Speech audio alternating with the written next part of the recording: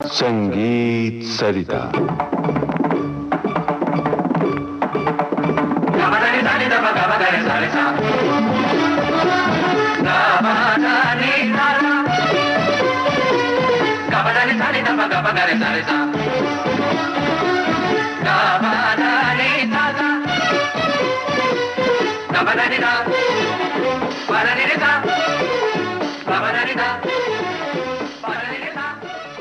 दोस्तों, इन दिनों संगीत सरिता कार्यक्रम में आप सुन रहे हैं श्रृंखला मेरी संगीत यात्रा। इस कार्यक्रम में हमने आमंत्रित किया है पद्म भूषण विदुषी गिरिजा देवी। आपसे बातचीत कर रहे हैं रामकृष्ण दास। पिछली कड़ी में आपको जानकारी दी गई आलाप तान की बारीकियों के बारे में। इस कड़ी में कुछ नई जानकारी, कुछ दिलचस्प बातें लेकर हाजिर हैं। रामकृष्ण जी, बताइए, क्या आप पूछना चाहते हैं? संगीत में तानपुरा का बहुत महत्व है और पुराने जमाने में तानपुरा मिलाना खूब सिखाया जाता था। तो मैं विदुषी गिरिजा देवी से ये जानना चाहूँगा कि आपके गुरुओं ने तानपुरे के बारे में क्या बताया और आपने क्या अभ्यास किया। तानपुरा तो है 4 तार का एक बाजा, परंतु उसको मिलाना बहुत मुश्किल है। तो इसलिए जब गुरुजी ने हमें तानपुरा मिलाना सिखाया तो पहली बात है जोड़ी का तार, फिर खरज, उसके बाद पंचम। ये 4 तार मिलाना सिखाया और अपने हिसाब से जितना सुरीला बन सके कि एक रंग बजे सब चारों तार, उतना तक तुम ध्यान से इसको सुनो और मिलाओ। और उसके बाद मिला के उसको अपने कान के पास ला के और उसी स्वर को तुम गाओ। क्योंकि 4 तार में अभी तक तो मुझे 2 स्वर सुनाई पड़ा है, एक गांधार भी सुनाई पड़ता है, एक निषाद। लेकिन लोग कहते तो हैं कि मध्यम और ऋषभ भी आता है, लेकिन मैं अभी सुन नहीं पाई। अब शायद 1 जन्म 2 जन्म और लेना पड़ेगा। ये सुर का अंदाज करने में बहुत मुश्किल है। तो हर बच्चे लोग मिलाते कटर कटर टका टका डोर, बहुत इत्मीनान से मिलाना पड़ता है, बहुत पेशेंस चाहिए तानपुरा मिलाने के लिए। तो तानपुरा से जो हम लोगों को फ़ायदा मिला है वो स्वर बैठाने के काम में इतना वो पारस पत्थर समझ लीजिए कि सोना बनाता है। तानपुरे पर रियाज करने का कितना महत्व है? तानपुरे पर रियाज 4 तार के ऊपर हम 7 या 12 स्वरों का जब अभ्यास करेंगे तो वो कहीं से गलत नहीं हो सकता है। इसलिए खाली भी बैठेंगे तो भी उसका एक स्वर का अंदाज रहता है। अब तो हारमोनियम भी बजता, सारंगी बजता, कोई वालियन भी ले लेते हैं, और भी मतलब बहुत से आजकल तो नए नए सब निकले हैं लोग। लेकिन खैर क्लासिकल तो बचा है, मगर वो फ्यूजन करने में तो शास्त्रीय भी अभी आ गया, दुनिया की चीज आ गई। मगर हम लोग के ज़माने में ये नहीं था। एक राग गाने के लिए एक स्वर जब मिला दिया गया तो फिर उसी तरह के, जब पंचम मिला तो पंचम के राग गाए, मध्यम मिला तो मध्यम के राग। तो वो जो फायदा होता था, कभी बेसुरा नहीं हो सकता आदमी। इसका मतलब ये है कि तानपुरे पर खूब रियाज करना चाहिए, तानपुरे को ध्यान से सुनना चाहिए और तानपुरे पर ही गाएंगे तो अच्छा क्लासिकल संगीत हो सकता है। ध्यान से मिलाना सीखें, फिर ध्यान से सुर बैठाना सीखें, फिर गाना चाहिए। मैं और एक बात जानना चाहूँगा, जब आप लोगों को सिखाया जाता था तो सवेरे का राग शायद सवेरे ही सिखाया जाता होगा, आपने भी वैसा शायद रियाज किया होगा।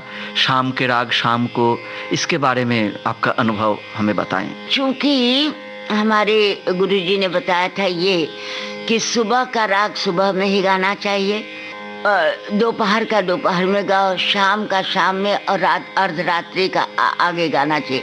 क्योंकि वो लोग कहते थे कि जो राग रागनी आप गा रही हैं वो लोग प्रत्यक्ष आ जाते थे, शायद डराने के लिए या सच्चों चाहते होंगे, मैं नहीं जानती, तो आते हैं। अगर आप सवेरे उठ करके 4 बजे सवेरे लगिएगा यमन गाने, तो वो यमन राग दौड़ के आएंगे कि भैया हमको कृष्ण, तो वो गिरते पड़ते, नींद हटाते, टूटते पैर लंगड़ाते चली आएंगे। तो वो श्राप दे देती हैं कि काहे तुम हमको जगाए बुलाए।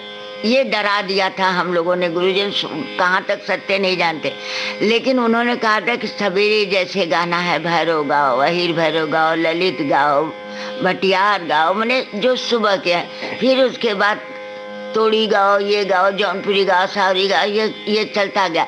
उसके बाद बिलावल गाओ, फिर मधुबंती, भीमपलासी, पटदीप, ये गाओ। फिर शाम हुआ तब यमन गाओ, कल्याण गाओ, पूरिया, मारवा चला, केदार गाओ, बागेश्वरी गाओ, करते करते करते दारबारी तक चले जाओ तुम, परज और जो मर्चा गाओ, फिर ललित वलित से लिया के खत्म। ये भैरवी तक चला आता है।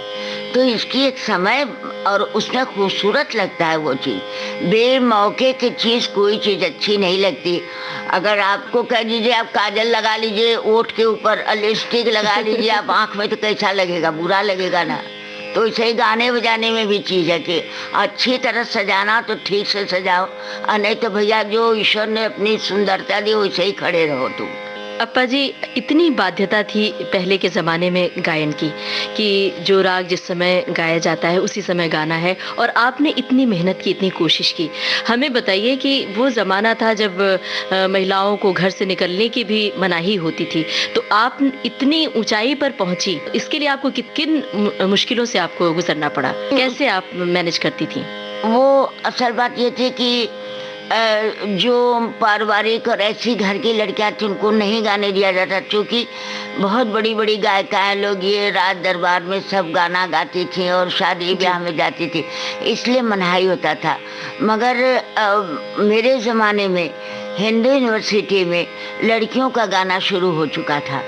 अच्छे अच्छे घर में खुद पंडित मदन मोहन मालवीय जी की लड़की गाती थी, और भी अच्छे अच्छे घर की खानदान की लड़कियां गाती।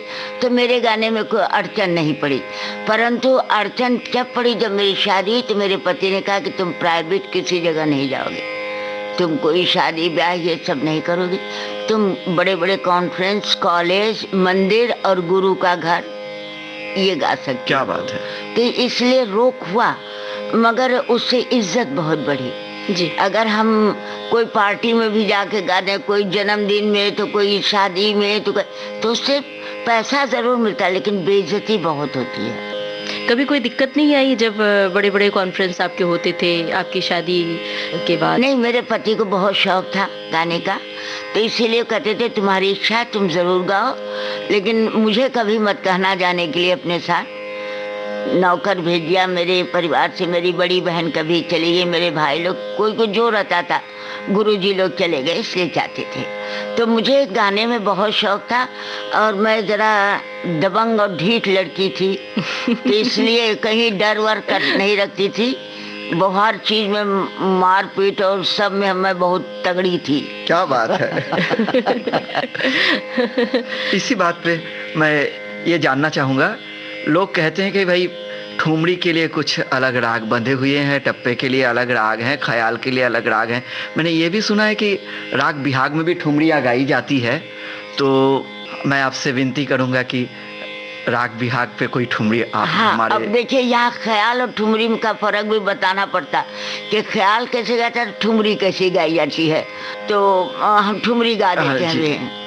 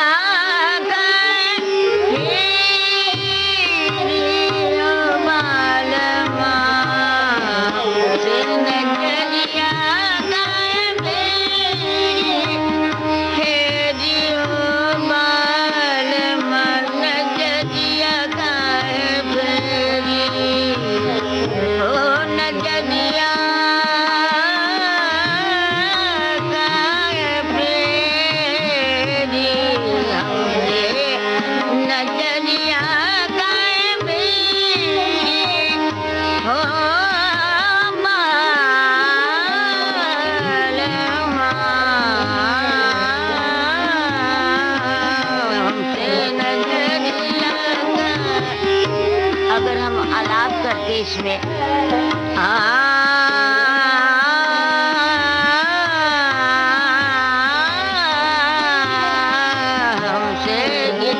बात है। अब ठुमरी कैसे होता है?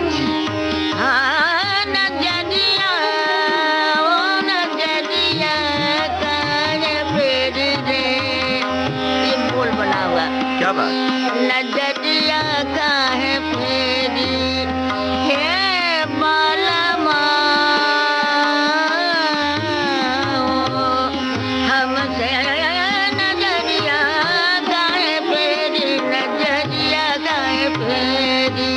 एक इसमें राग भी हम कुछ लगा सकते हैं, पर बिहाग लगा रहे, बिहाग लगा नजरिया काहे फेरी रे बालमा।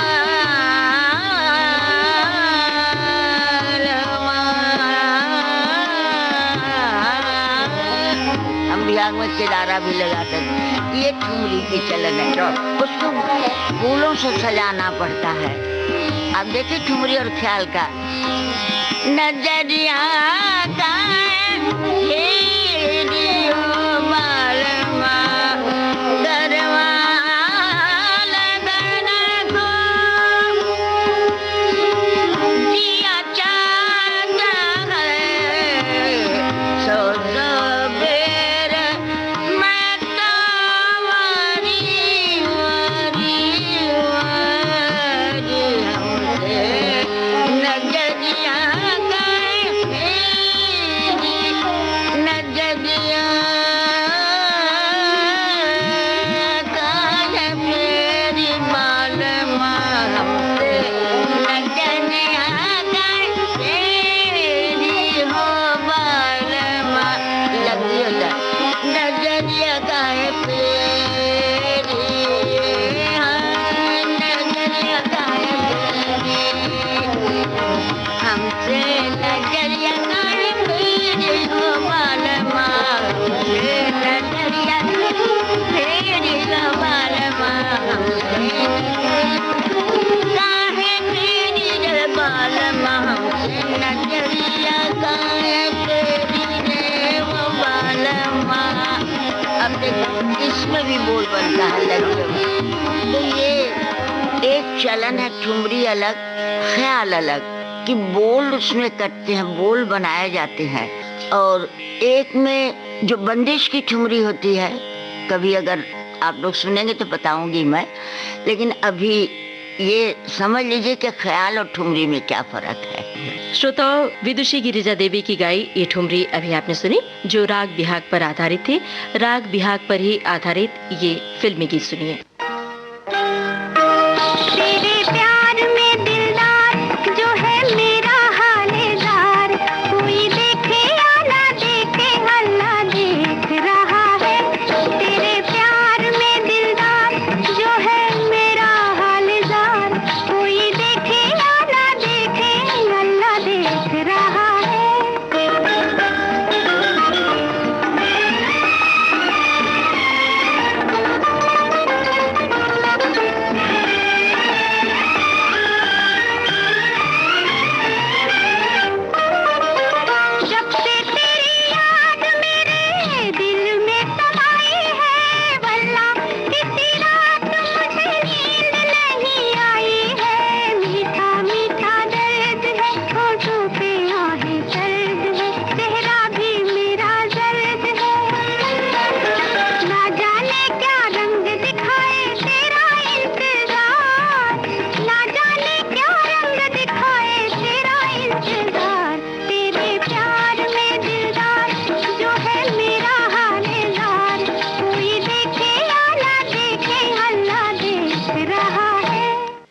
महबूब इस फिल्म का गीत अभी आपने सुना लता मंगेशकर की आवाज में। मेरी संगीत यात्रा विदुषी गिरिजा देवी द्वारा प्रस्तुत ये श्रृंखला अभी आपने सुनी।